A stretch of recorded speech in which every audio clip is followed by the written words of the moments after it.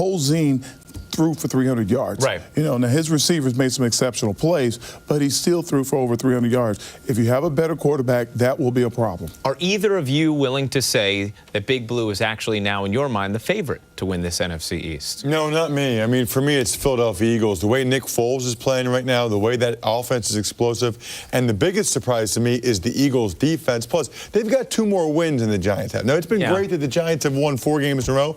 Let's see them get 2 more wins over the next couple of weeks. Just making the season relevant, not necessarily changing expectations, Gary? Well, obviously, they've made the season relevant. You know, you expend a lot of energy when you're 0-6 to then win 4 in a row.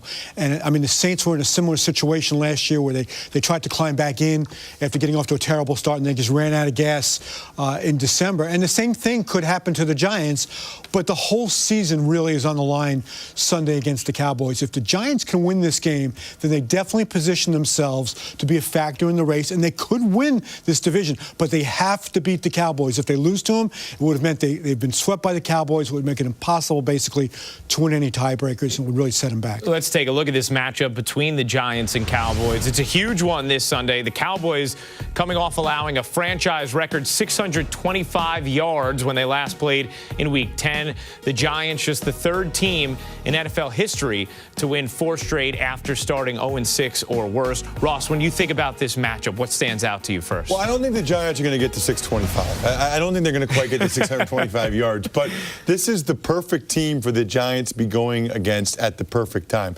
The Cowboys, I know they just had their bye, but they are so beat up. No Sean Lee. Their defense is totally beat up, and their defense has been atrocious. Even before the Saints debacle, they allowed Adrian Peterson to have his best game all year. They allowed Calvin Johnson to have the best game for wide receiver ever in regulation. This is the right team for the Giants to be going against. They will and have to make the Dallas Cowboys one-dimensional. Get a pass rush on Tony Romo. I got the Giants. Gary, I see you agreeing with Ross, and I know you don't like to do that, so tell us why. Basically, I think Eli Manning's going to throw a party on Sunday, because when you look at what the Dallas defense has done this year, twice they've given up over 600 yards total offense, 2 other times over 500 yards. 4 quarterbacks, including Eli in the opener, have thrown for over 400 yards. What the Giants still do best is throw the ball. I think they're going to go downfield. I think Eli's going to have a huge game against a really weak Dallas secondary. I think the Giants will win this game. Is this a consensus on the passing attack, Howard? I hope not. I hope not. I hope that the Giants run the ball and run it really strong. I think they need to run the ball in order for that passing game to work. I think the whole Eli thing, giving him the opportunity to throw the ball a lot of times, give us another opportunity for a lot of chances of turnovers and interceptions.